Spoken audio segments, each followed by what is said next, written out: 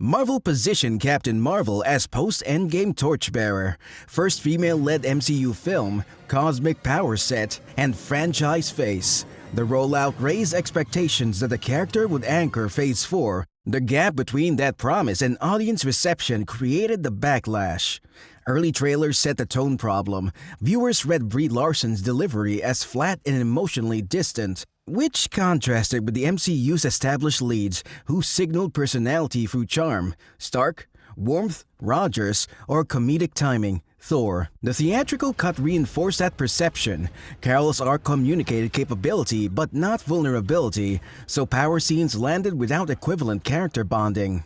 Off-screen commentary intensified polarization. Larson's press tour remarks about industry diversity were celebrated by some and resented by others. Shifting debate from performance to culture war framing, that spillover primed negative sentiment before later appearances. Integration into Endgame amplified the inserted leader criticism. Carol's late arrival and limited team chemistry reads as strategic positioning rather than earned status. The character's narrative function, arrive, overwhelm, exit, highlighted her utility while underscoring the thin interpersonal fabric that typically drives MCU affection. Subsequent placements struggled to repair that foundation. The character remained mechanically dominant yet emotionally opaque, so feats, destroying ships, surviving blasts, didn't translate into attachment. In fandom terms, maximum damage output, minimum relatability. Net effect, Carol Danvers is perceived as overpowered but undercharacterized. The combination of restrained effect, franchise-level expectations, culture war spillover, and late-to-the-party leader optics explains why she frequently tops most divisive MCU lists despite headline power. Casting Robert Downey Jr. as Tony Stark in 2008 was a calculated risk. His off-screen reputation for personal struggles paralleled Stark's flaws, and director Jon Favreau argued that authenticity would make the role resonate.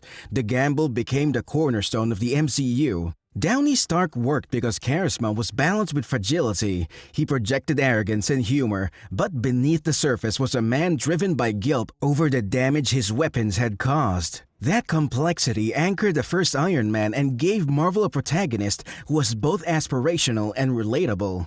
Across subsequent films, Stark evolved while retaining consistent traits. He sparred with Steve Rogers over ideology, mentored Peter Parker with uneasy paternal instincts, and shouldered responsibility during every crossover conflict. The audience wasn't just watching another billionaire hero. They were following a man repeatedly tested by the consequences of his own creations. Endgame closed that arc with deliberate precision. His snap, punctuated by "I am Iron Man," synthesized 11 years of character growth into one defining moment. The scene landed as cultural spectacle because audiences had lived through every stage of his development, from reckless profiteer to reluctant savior, so the sacrifice felt inevitable and earned. Downey's portrayal demonstrated that superhero casting could define the franchise. Without his interpretation, Marvel would lack the emotional axis around which its early success revolved. For fans, Iron Man represents not only the beginning of the MCU, but also its most complete journey from ego to ultimate selflessness. Clint Barton entered the MCU with limited exposure and an underwhelming debut. In The Avengers 2012, he spent much of the runtime as Loki's mind-controlled pawn, which undermined his credibility as a founding team member.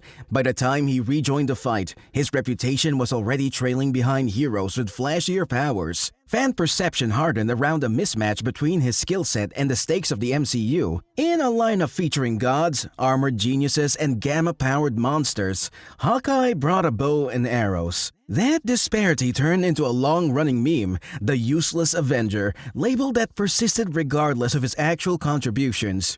Marvel attempted course correction in Age of Ultron, giving Barton a secret family and screen time away from combat.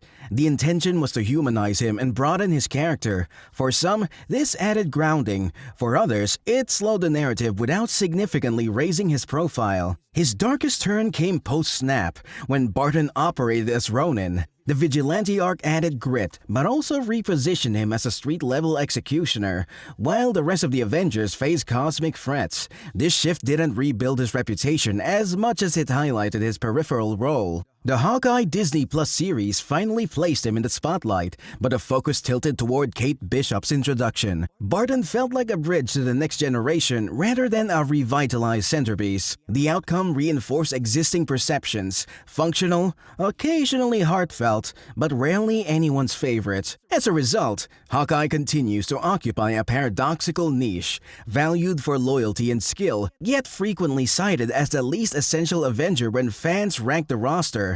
By the time Tom Holland debuted in Civil War, Spider-Man had already been rebooted twice in less than 2 decades.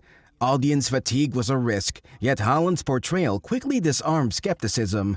He embodied Peter Parker as an actual teenager, awkward, energetic, and visibly overwhelmed by standing alongside legends. Holland's strength lies in balancing vulnerability with enthusiasm. His Peter stumbles through fights, cracks nervous jokes, and still projects the eagerness of a kid desperate to prove himself. That relatability distinguished him from Tobey Maguire's earnest Peter and Andrew Garfield's confident version. Standalone films deepened the appeal. Homecoming emphasized Peter's inexperience, centering on his need for validation. Infinity War and Endgame shifted tone, with him dusting in Tony Stark's arms, delivering one of the MCU's most emotional losses. No Way Home then matured him. Stripped of allies, anonymity, and support, he became an independent hero, closing a full arc from naive student to self-reliant defender. The character's reception spans demographics. Younger fans connect to his school-age awkwardness, while older audiences respond to the progression from dependent protege to hardened survivor. Even devotees of Maguire and Garfield generally respect Holland's interpretation as distinct rather than derivative. This ability to unify multiple generations explains why Spider-Man consistently ranks among the MCU's most beloved. His stories combine humor, tragedy, and growth in ways that keep the character both accessible and enduring. Peter Quill began as one of the MCU's most refreshing leads. Guardians of the Galaxy introduced him as a flawed but likable rogue, a scavenger who diffused tension with music and sarcasm. His irreverence contrasted with Marvel's more traditional heroes, making him a standout. The turning point came in Infinity War, during the battle on Titan. The Avengers nearly secured the Infinity Gauntlet. In that critical moment, Quill learned of Gamora's death, lost control, and struck Thanos. The distraction gave Thanos the opening to reclaim his weapon, leading directly to the snap. Fans placed blame squarely on Quill, framing him as the individual who doomed half the universe.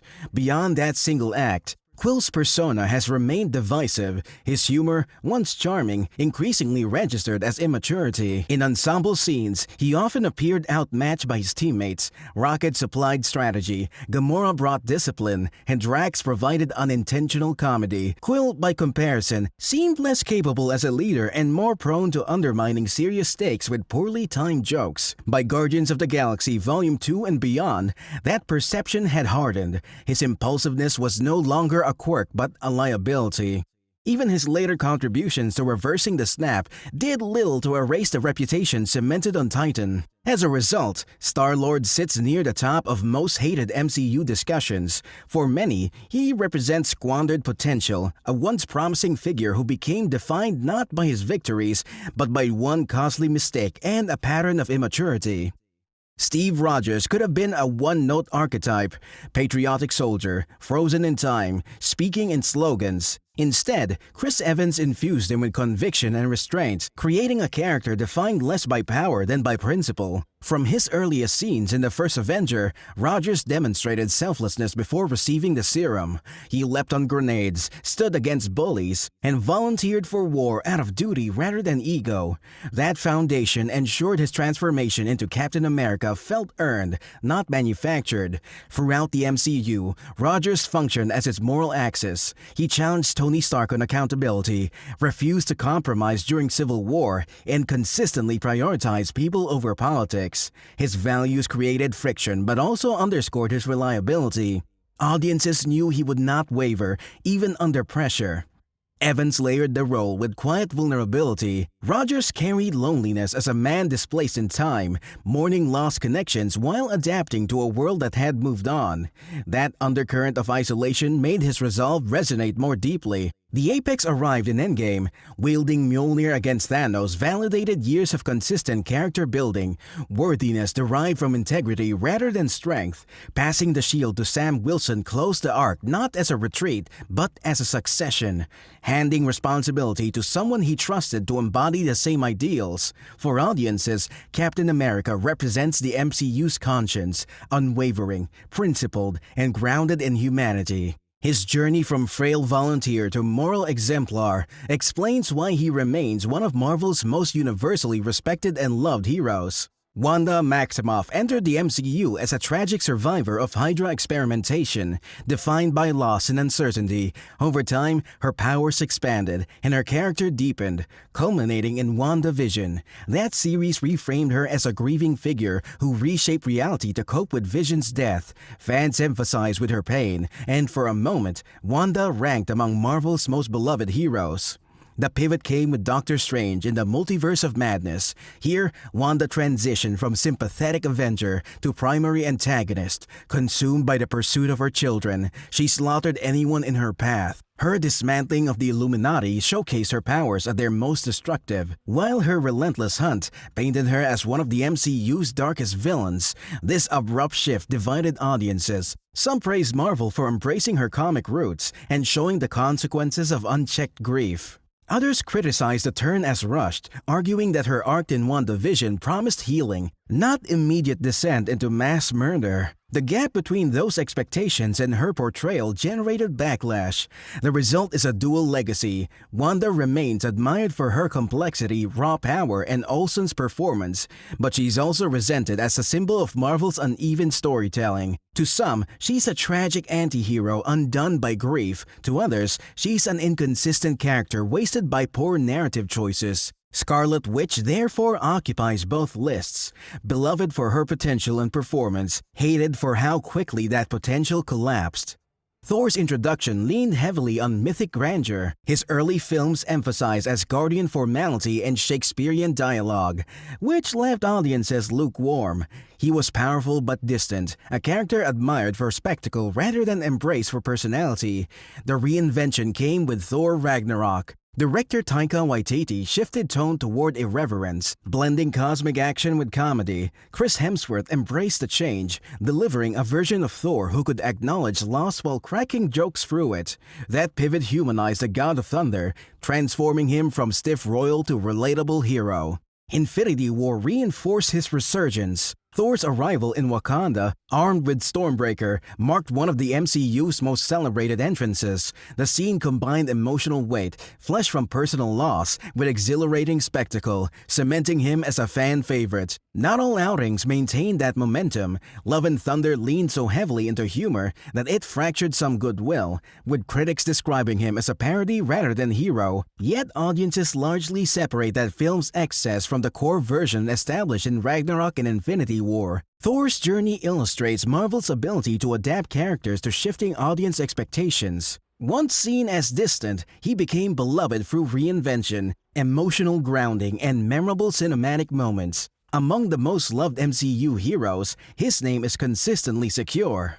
Jennifer Walters entered the MCU through her Disney Plus series She-Hulk, Attorney at Law, pitched as a legal comedy with superhero elements. The concept promised freshness but delivered one of the franchise's most polarizing projects. Tone was the first hurdle. While the MCU has long mixed humor with spectacle, She-Hulk prioritized sitcom-style gags and frequent fourth wall breaks. Instead of clever subversion, many viewers perceived the comedy as forced and out of step with a larger post-Endgame narrative. The finale, where Walters literally steps out of her show to confront Marvel's AI, Kevin, epitomized that divide. Inventive to some, shallow to others.